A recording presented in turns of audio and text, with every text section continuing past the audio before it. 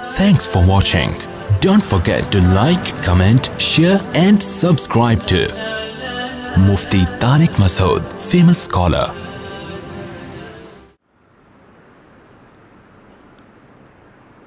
یہ اللہ کا بہت بڑا فضل ہے کہ ہم جب کسی کو نصیحت کرتے ہیں، اس کی زندگی میں سدھار پیدا کرنے کی کوشش کرتے ہیں، تو اس کے لیے ہمارے پاس اللہ کا کلام اور اللہ کے رسول، اللہ کے سفیر، اللہ کے نمائندے کا کلام موجود ہوتا ہے۔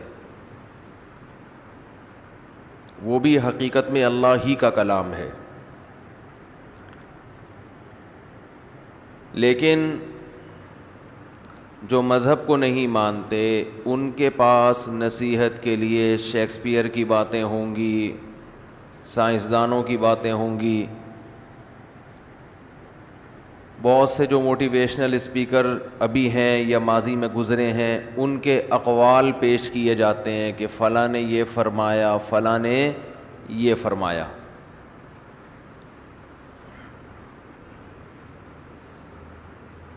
تو اس جو فرمایا ہوتا ہے فلاں نے، اس کے 100% درست ہونے کا یقین نہیں ہوتا۔ جب ایک بات کے 100% درست ہونے ہی کا یقین نہ ہو تو انسان کو اس پہ موٹیویشن کہاں سے ملے گی، حوصلہ کہاں سے ملے گا، عمل کا جذبہ کہاں سے ملے گا؟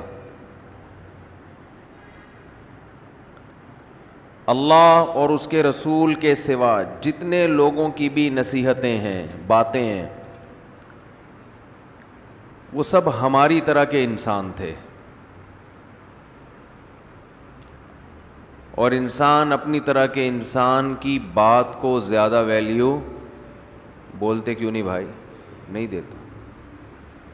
تھوڑی سی ویلیو دیتا ہے کہ تجربہ زیادہ ہے، ذرا نیک آدمی ہے۔ اور مسلمان علماء کے جو ارشادات ہیں وہ بھی حقیقت میں قرآن و سنت ہی کا نچوڑ ہوتے ہیں، لہذا عوام ان کو بھی فالو کرتی ہے کہ یہ اپنی طرف سے نہیں کہہ رہے بلکہ قرآن و سنت ہی سے انہوں نے اخذ کیا ہے۔ یہ سہولت، نصیحت کا یہ انداز آپ کو اسلام کے علاوہ کہیں اور نہیں ملے گا۔ وہ سائنسدانوں کے حوالے دے رہے ہوتے ہیں، وہ ڈاکٹروں کے حوالے دے رہے ہوتے ہیں کہ ڈاکٹر صاحب نے یہ فرمایا۔ انسان کہتا ہے ہو سکتا ہے صحیح فرمایا ہو، ورنہ ڈاکٹر کا کوئی بھروسہ ہے کس وقت کچھ بھی فرما دے؟ کیا خیال ہے بھائی؟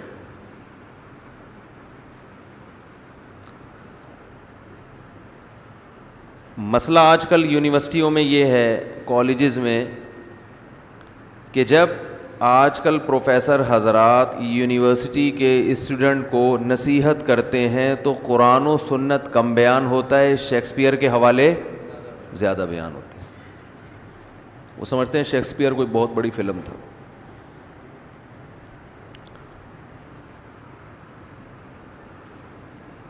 سائنسدانوں کے حوالے زیادہ ہوتے ہیں اس میں، یا ان کے جو فلاسفر گزرے ان کے حوالے زیادہ ہوتے ہیں۔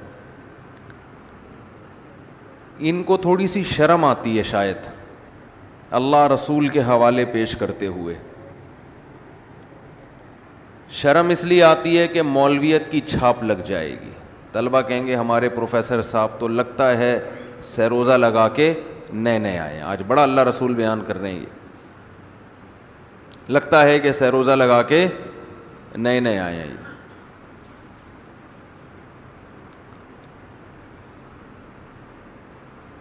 حالانکہ ومن اصدق من اللہ قیلا، قرآن کہتا ہے اللہ سے زیادہ بات کسی کی سچی نہیں ہو سکتی۔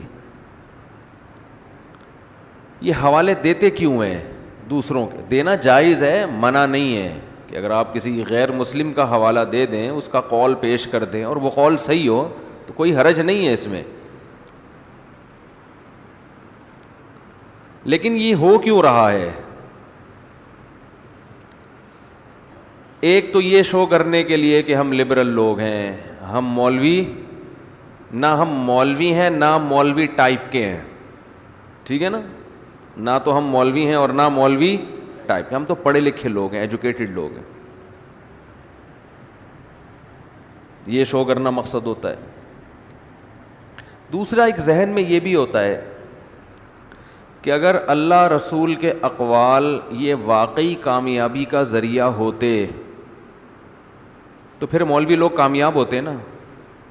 یہ مذہبی لوگ تو ناکام ہیں دنیا میں ہیں بھائی, تو حوالے ان کے پیش کرو جو کیا ہیں, کامیاب ہیں. کیا ہو گیا بھائی, جتنے اسلامی جو ملک مولوی ہیں وہ بھی ناکام. سعودی عرب ایک مولوی ملک ہے, آج کل جو مولوی کا ایک تصور ہے بھائی, سعودی عرب کیا ہے, شو تو یہی کرتا ہے نا میں اسلامی, تو اسلامی اور مولوی لوگوں نے ایک ہی چیز بنا دی ہے. پاکستان تو بہت بڑا ملا ہے حقیقت, کیونکہ پاکستان کے تو آئین میں یہ بات ہے, سب سے پہلی شقی یہی ہے کہ حاکم اعلیٰ کون ہے, اللہ ہے. وزیر اعظم بھی اصل حاکم نہیں, صدر بھی اصل حاکم نہیں, چیف آف آرمی اسٹاف بھی اصل حاکم نہیں, اصل حاکم کون ہے, اللہ ہے. تو یہ تو شروع ہی کہاں سے ہو رہا ہے, مولوی پنے کی انتہا کر دی کہ نہیں کر دی. آواز گونج رہی ہے, آپ تھوڑا سا لبرل بن جائیں نا. یہ تو مولویوں والے کام کیا آپ نے, اسپیکر تو ایسے مولاناؤں کے مائک ہوتے ہیں, تھوڑا لبرل جو ٹائپ کے لوگ ہوتے ہیں ان کے تو بڑا خاندانی قسم کے مائک رکھے ہوئے ہوتے ہیں. آواز, میری آواز گونج کے میرے کانوں میں آ رہی ہے. تو پاکستان تو پھر ملائیت کی انتہا کو پہنچا ہوا ہے. آئین میں ہے کہ قرآن و سنت کے خلاف کوئی قانون نہیں بنے گا. وہ الگ بات ہے کہ جو غلط قانون بنانا ہوتا ہے قرآن سنت کی چھاپ لگا کے اس کو چلا دیتے ہیں, لیکن بہرحال بیس تو اچھی ہے نا. نام کا حصہ ہے اسلامی جمہوری پاکستان, اسلام نام میں شامل ہے. وہ لوگ مجھ سے کہتے تھے کہ وہ جس ملک کا, وہ کیا نام تھا بھول جاتا ہوں, قل اللہ جنہوں نے غلط پڑھی تھی, رحمان ملک, ان کا عہدہ کیا تھا, وزیر داخلہ جو ہیں وہ قل اللہ غلط پڑھ رہے ہیں, تو وہ کون سا اسلامی ملک ہے. تو میں نے ان سے کہا کہ اسلامی ملک ہے تبھی وزیر داخلہ جس کو قل اللہ نہیں بھی آتی پڑھنے پر مجبور ہے وہ, ورنہ اس کو کیا ضرورت ہی پڑھتا. منفی سوچو گے نا تو ہمیشہ الٹا سوچتے رہو گے. ہمارے ہاں ایک بہت بڑا فالٹ یہ ہے کہ کبھی سیدھا سوچنے میں خوشی نہیں محسوس ہوتی, الٹا ہمیشہ کیا کریں گے, سوچیں گے. ملک کے منفی پہلو نکالیں گے, شخصیتوں کے منفی پہلو. بھائی دو پہلو نکلتے ہیں, اچھا بھی نکال سکتے اور برا بھی. تو اچھا پہلو نکال لو, گورنمنٹ کی طرف سے کوئی پابندی تھوڑی ہے اس پہ, خوش بھی ہو جاؤ گے, خون بڑھ جائے گا, صحت بھی اچھی ہو جائے گی, اللہ بھی خوش ہو جائے گا کہ بدگمان نہیں ہوتا, اچھا پہلو تلاش کرتا ہے.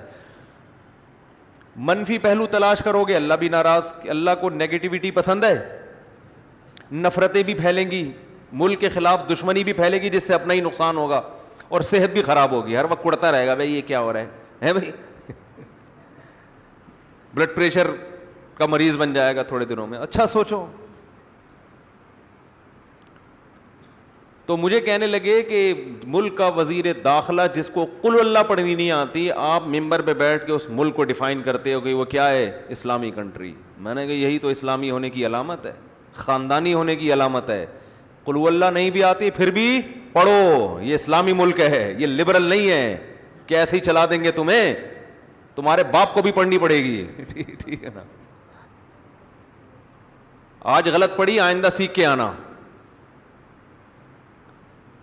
تو اور رحمان ملک سے بھی مجھے کوئی بدگمانی نہیں ہوئی, نہیں آتی, کوشش تو کی نا, وہ کنی کترا کے نکل جاتا, بھائی مجھے نہیں آتی.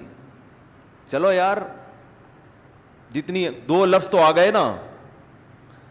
تو میرا مزاج یہ ہے کہ ایسے موقع پہ کوئی غلط پڑھ رہا ہو تو ہنسنا نہیں چاہیے اس کے اوپر, یہ غلط بات ہے, اس کی اصلاح کرنی چاہیے.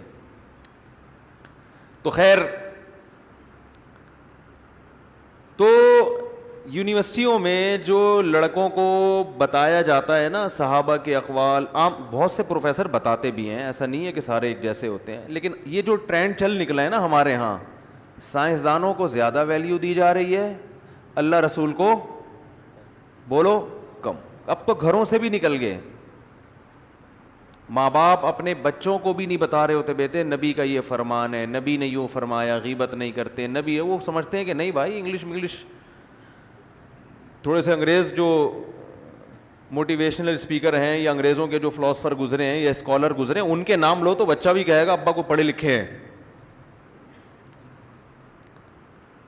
تو پہلی وجہ تو یہ ہے لوگ یہ کام اس لیے کرتے ہیں تاکہ ملائیت کی چھاپ بولو نہ لگے، لوگ یہ نہ کہیں کہ یا تو یہ مولوی ہے یا مولانا پن کا لک آ رہا ہے تھوڑا سا. دوسرا مسئلہ یہ ہے کہ اس لیے ان کے اقوال پیش نہیں کیے جاتے کہ اگر یہ ان کے قول پر، ان کی نصیحتوں پر عمل کرنے سے کامیابی ان کو نہیں ملی تو ہمیں کہاں سے ملے گی؟ دنیا کا سب سے ناکام ترین طبقہ کون سا کہلاتا ہے؟ جو مذہب کو فالو کرتا ہے. ناکام ترین کنٹریز وہ ہیں جو مذہب کو فالو کرتے ہیں.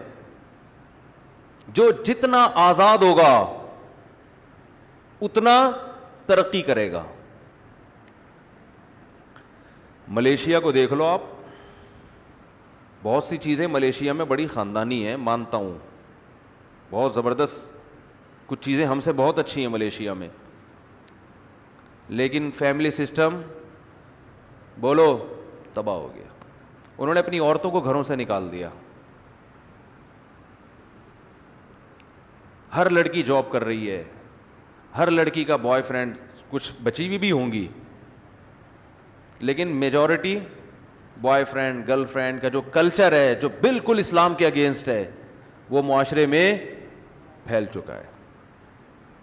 اپنی مضبوط فوج نہیں بنائی. قرآن کا حکم ہے نا فوج بناؤ، اعدوا لهم ما استطعتم من قوہ، باطل کے خلاف جتنی قوت اکٹھی کر سکتے ہو کرو. من تعلم الرمی ثم نسی لیس منا کما قال صلی اللہ علیہ وسلم، جس نے تیر اندازی سیکھی اور بھول گیا ہم میں سے نہیں ہے. لوگوں کو یہ تو یاد ہے قرآن بھولنے کا کیا عذاب ہوتا ہے. بھائی اسلحہ چلانا سیکھا بھول گئے تو بھی عذاب ہے. جو مذہب آپ کو دشمن کے خلاف طاقت اختیار کرنے کا حکم دیتا ہے اور وہ یہ کہہ رہا ہے کہ اسلحہ بھول گئے تو ہماری امت میں سے نہیں ہو، تو اتنی معاشی ترقی کے باوجود کوئی پاورفل آرمی بولتے کیوں نہیں ہے. تو بہت سی چیزیں ان میں وہ ہیں جو لبرل لوگوں کی ہوتی ہیں، اس کا صلہ ان کو یہ ملا کہ معاشی ترقی اپنے عروج پر پہنچی ہے. پابندیاں نہیں ہیں جو ہمارے اوپر ہیں، اس میں اس قوم کی اپنی محنت کا بھی دخل ہے، ان کے حکمرانوں کی محنت کا بھی دخل ہے، اپنی قوم کے ساتھ خیرخواہی کا بھی دخل ہے، لیکن وہ بین الاقوامی پابندیاں ان پر نہیں ہیں جو پابندیاں ہم پر ہیں. کیوں ابھی تک ہم اتنے لبرل ہوئے نہیں جتنے وہ ہو چکے ہیں؟ ہم ابھی تک وہاں تک نہیں پہنچے. ہماری عورتوں میں میجورٹی اب بھی گھروں میں رہتی ہے. ان بڑی طاقتوں کا مطالبہ ہے کہ ان کو گھروں سے نکالو. سمجھتے ہو گے نہیں سمجھتے؟ کچھ چند چیزیں ہیں. دیکھو میں ایک ٹیکنیکل بات کرتا ہوں پھر اصل موضوع کی طرف آتا ہوں. پہلے وہ اصل موضوع بھول نہ جاؤں، وہ اس کو گچی سے ایک دفعہ مضبوطی سے پکڑ لینا ورنہ وہ پھر رہ جاتا ہے. تو وہ موضوع یہ چل رہا ہے کہ اسکولوں میں اللہ رسول کا نام کم لیا جا رہا ہے، گوروں کا نام زیادہ لیا جا رہا ہے. اس کی ایک وجہ مذہب کی چھاپ نہ لگے، دوسری وجہ بچے کہیں گے کہ یہ اگر اتنے سمجھدار لوگ ہوتے تو یہ کامیاب ہوتے. نہ اسلامی کنٹریز کامیاب ہیں. میں نے لبرل لوگوں میں اٹھتا بیٹھتا ہوں تو وہ صرف اس مسلمانوں کو گالیاں نہیں دیتے، مسلم کنٹریز کو بھی اسی طرح گالیاں دیتے ہیں. وہ ان کو بھی ایسے ہی برا بھلا کہتے ہیں، ان کے بھی عیب تلاش کرتے ہیں. تو ان کو مذہب سے ہی نفرت ہے کہ یہ گلا گھوٹ رہے ہیں لوگوں کا، جس میں سعودی عرب کا نام لیا جاتا ہے، پاکستان کا نام لیا جاتا ہے، ان دو کنٹریز کا تو بہت ہی زیادہ نام لیا جاتا ہے، باقی کنٹریز بھی ہیں لیکن وہ اتنے آگے نہیں ہیں. حالانکہ ان دو کنٹریز میں بہت سے مثبت پہلو ہیں، بہت سارے مثبت پہلو بھی ہیں، ان کا تذکرہ نہیں ہوتا. تو وہ یہ کہتے ہیں کہ بھائی یہ کامیاب کیوں نہیں ہے، یہ ترقی میں پیچھے کیوں ہیں. تو یہ جھیپ مٹانے کے لیے نا یہ حوالہ پھر دیا جاتا ہے ان لوگوں کا جو دنیا میں کامیاب سمجھے جاتے ہیں. مجھے ایک بات بتاؤ، اچھا پھر اس میں ایک ہمارے ہاں مسلمانوں میں جو مذہب میں ایک طبقہ ایسا پیدا ہوا جس نے اسلام کا ایسا تصور پیش کرنا شروع کر دیا کہ لبرل لوگوں کا ایک بہت بڑا طبقہ دین کی طرف آ جائے. اسلام کو اتنا آسان کر کے پیش کرو کہ لبرل لوگوں کا، مذہب مخالف لوگوں کو اسلام ان کے لیے قابل قبول بن جائے. ان کا خیال یہ تھا اس سے پڑھے لکھے لوگ دین کی طرف آئیں گے، اور یہ جو ایک چھاپ لگی ہوئی ہے مذہب کی کہ مذہبی لوگ اکثر ناکام ہوتے ہیں، یہ چھاپ کیا ہو جائے گی؟ ختم ہو جائے گی. مذہبی لوگ ہوتے ہیں جو بیچارے رکشہ چلانے والے، ٹیکسی چلانے والے، ٹھیلے لگانے والے. رائے میں جاؤ نا، زیادہ غریب ملیں گے آپ کو، مالدار بولو نا تھوڑے ملیں گے. ہیں بڑے بڑے کروڑ ارب پتی ہیں لیکن تھوڑے، اور وہ بھی ایسے کہ حلیے سے لگتے نہیں ہے کہ یہ کامیاب لوگ ہیں. حلیہ ان کا بھی ایسا ہی ہوگا بیچاروں کا، شلوار آدھی پنڈلی تک ہوگی تو لگتا ہے یہ تو بیچارے کچھ شلوار پہننے کی تمیز نہیں ہے، ترقی کہاں سے کرے گا. یہ ذہن میں لوگوں کے ایک آتا ہے، جس کو شلوار پہننے کی تمیز نہیں ہے وہ ترقی کیا کرے گا. تو میں ایک مثال دیتا ہوں آپ کو، اس سے بات سمجھ میں آئے گی انشاءاللہ. اللہ کی نظر میں کامیابی اور ناکامی کا معیار وہ نہیں ہے جو ہم نے بنایا ہوا ہے. اللہ کی نظر میں یہ دنیا مسافر خانہ ہے، یہاں کی کامیابی کو اللہ مانتے ہی نہیں ہے. یہ تو ظالم لوگ زیادہ آگے نکل جاتے ہیں. یہ جتنے بڑے بڑے کنٹری جو آج بڑے فنڈر بنے ہوئے ہیں نا، دنیا کو انسانی حقوق سکھا رہے ہیں، یہ کنٹری وجود میں کیسے آئے؟ ذرا ان کا ماضی تو اٹھا کے دیکھیں. انہوں نے پہلے انسانیت کا گلا گھوٹا ہے، اس کے بعد ان کو پاور ملی ہے، تو پاور ملتے ہی انسانوں کے حقوق پر انہوں نے تنظیمیں بنا کے پوری دنیا میں تشکیلات کر دی. میں سمجھا پا رہا ہوں اپنی بات؟ ایک آدمی ڈاکو بن کے کسی گھر میں گیا، لوٹ لاٹ کے آدھے لوگوں کو ذبح کر دیا، عصمت دری کی عورتوں کی، اور ڈاکو، اور پھر اسی طرح ڈکیتیاں کر کر کے محلے کا دادا بن گیا، اور دادا بنتے ہی ڈکیتی کے خلاف قانون پاس کرنا شروع کر دیا. آئندہ کوئی ڈاکو ڈکیتی کرے گا اس کو چوک پہ لٹکائیں گے، لوگ کہیں گے یار یہ ہے، یہ کیا ہے، یہ ہیں اصل. اور پھر آئندہ ان کے اقوال پیش کرنا شروع کر دیں محلے کے دادا کے. انہوں نے ارشاد فرمایا کہ مینرز بھی کوئی چیز ہوتی ہے، بات کرو تو بات سے پہلے تھینک یو، اور بات کے آخر میں تھینک یو. انہوں نے ارشاد فرمایا وہ تھا نا، سنایا تھا نا میں نے ایک، چھوڑو ابھی نہیں سناؤں گا. تو یہ جتنے بڑی بڑی طاقتیں وجود میں آئی ہیں، ذرا آپ ان کا ماضی اٹھا کے دیکھو، کیا کچھ نہیں کیا انہوں نے. کل میں کہیں بیٹھا ہوا تھا، وہ کوئی ڈاکٹر تھے غالباً، تو وہ ایک واقعہ سنانے لگے کہ یہ ریسرچ تھی ان کی. وہ کالوں کے ملک میں رہتے ہیں نا، تو کالوں کو گوروں سے نفرت بہت زیادہ ہے. تو میں نے کہا یہ کیوں کالے، شکر ہے ہم سانولے ہیں، بیچ کے لوگ ہیں ہم لوگ، ورنہ ہم کالوں سے لڑائی افورڈ نہیں کر سکتے تھے. وہ کالے اور گوروں کی لڑائی ہے. تو وہ ساؤتھ افریقہ سے آئے تھے، کہہ رہے تھے وہاں مشہور ہے کہ گوروں نے ہم پہ بہت زیادہ ظلم کیے ہیں، تو اس لیے وہ کالوں کے دل میں گوروں کی ایسی نفرت بیٹھی ہے کہ وہ نکلنے کا نام نہیں لے رہی. اس میں ایک ظلم یہ بھی ہے، یہ اوپن ہارٹ سرجری کے لیے زندہ قیدیوں کو استعمال کیا جاتا تھا. میڈیکل سائنس نے جو ترقی کی ہے نا, آپ جائیں یوٹیوب پہ سرچ کر لیں, آپ کو مل جائیں گی ایسی رپورٹس, کچھ مستند رپورٹس بھی آپ کو مل جائیں گی کہ کس طرح جنگی قیدیوں کو تختہ مشق بنایا گیا ہے تحقیقات کے لیے. اسلام نے 1400 سال پہلے یہ حکم دیا تھا کہ جنگی قیدیوں کے ساتھ اچھا سلوک کرو, ان کے بارے میں قیامت میں تم سے سوال ہوگا.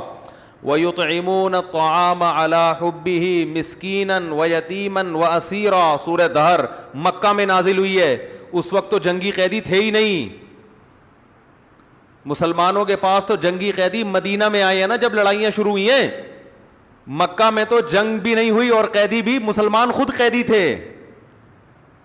جنگی قیدی تو بعد میں آئے ہیں, اور قرآن کہہ رہے نیک لوگوں کی علامت ہے کہ وہ ہماری محبت میں یتیموں کو, مسکینوں کو اور قیدیوں کو کھلاتے ہیں, بھوکا نہیں مارتے ان کو, بلکہ کھلانے کا انتظام کرتے ہیں ان کے لیے. لیکن بہت سی میڈیسن, بہت سے انجیکشن جو تجربوں کی بھیٹ, جن میں تجربوں کی بھیٹ چڑھایا ہے, وہ کس کو چڑھایا ہے؟ جنگی قیدیوں کو. آج لوگ کہتے ہیں ان قیدیوں کے حقوق بھی تو انہی لوگوں نے متعین کیے ہیں نا, کہ قیدیوں کے ساتھ اچھا سلوک کرو. یونائٹڈ نیشن کے جو قوانین بنے تو کب کیے, اور اس کی نگرانی کون کر رہا ہے؟ کیا اب بھی ہو رہے ہیں ان قیدیوں کے ساتھ اچھا؟ کیا کیوبا کی جیلوں میں لوگ ابھی تک نہیں پڑے ہوئے ان پنجروں کے اندر؟ کوئی ہے پرسان حال ان کا؟ کوئی ہے پوچھنے والا؟ تو ایسے ایسے قیدیوں پہ تجربے ہوئے کہ روح کانپ اٹھتی ہے انسان کی. کئی دن ان کو جگایا گیا, پھر کوئی میڈیسن کھلا کے تجربہ کیا گیا, زندہ انسان کو پکڑ کے اس کا کلیجہ, جیسے مینڈک میں نہیں آپریشن ہوتے اس طرح. تو کامیابی سائنسی ترقی کو نہیں کہا جاتا, کامیابی معاشی ترقی کو نہیں کہا جاتا. اللہ کی نظر میں یہ کامیابی کی ڈیفینیشن ہے ہی نہیں. اسلام اس دنیا کو مسافر خانہ کہتا ہے, اور سفر کی راحت اور سفر کی ناکامی حقیقی راحت اور حقیقی ناکامی نہیں ہے. نوح علیہ السلام نے 950 سال تبلیغ کی ہے, جس کا رزلٹ تقریباً 0. کوئی بھی قوم میں ساتھ دینے والا نہیں تھا. آپ بظاہر اپنے ویژن میں ناکام ہو گئے. 40-50 لوگ آپ کے ساتھ ہوئے ہیں, لیکن قرآن ان 40-50 کو کامیاب کہہ رہا ہے, اور ان لاکھوں کو, کروڑوں کو, بولو نا, ناکام کہہ رہا ہے. وجہ کیا ہے؟ کہ ان کا راستہ صحیح تھا. ایک صحابی کو مشرکین مکہ نے پکڑا. یہ مکہ یعنی ہجرت سے پہلے کا واقعہ ہے, اور قتل کا فیصلہ کیا. ایمان لے آئے تھے, تو انہوں نے کہا کہ جب مجھے قتل ہی کیا جا رہا ہے تو میں ذرا صاف ستھرا ہو کے اللہ کے پاس جاؤں. تو اس طرح منگوایا تاکہ اپنے جسم کے غیر ضروری بال کو صاف کر سکیں. مشرکین نے اتنی مہلت دے دی کہ چلو وہی ٹھیک ہے, پھانسی سے پہلے آخری خواہش تو پوری کی جاتی ہے نا. انہوں نے کہا چلو ٹھیک ہے, آپ اپنے جسم کے بال صاف کر لیں, غیر ضروری بال, نہائیں, غسل کریں, اللہ کے سامنے حاضری, آپ کے خیال کے مطابق اللہ کے سامنے حاضری دینی ہے آپ نے. اسی دوران ایک بچہ آ گیا ان کے پاس مشرکین کا, تو انہوں نے بچے کو پکڑ لیا. اب ان کے پاس ایک بہترین ہتھیار تھا کہ اس بچے کے گلے پہ چھری رکھ لیتے, لیکن انہوں نے چھوڑ دیا اس کو. یہ ان کا خیال تھا کہ بچے کو میں تختہ مشق نہیں بناؤں گا. تو مشرکین جب ان کو قتل کرنے کے لیے آگے بڑھے, دیکھو یہ کتنی بڑی ناکامی ہے نا, کیونکہ موت سے بڑی کوئی ناکامی ہو سکتی ہے؟ بولو نا, نہیں ہو سکتی. لیکن وہ شعر پڑھ رہے ہیں, فلست ابالی حین اقتل مسلما علی ای شق کان للہ مصرعی وذلک فی ذات الالہ وان یشاء یبارک علی اوصال شلو ممزعی.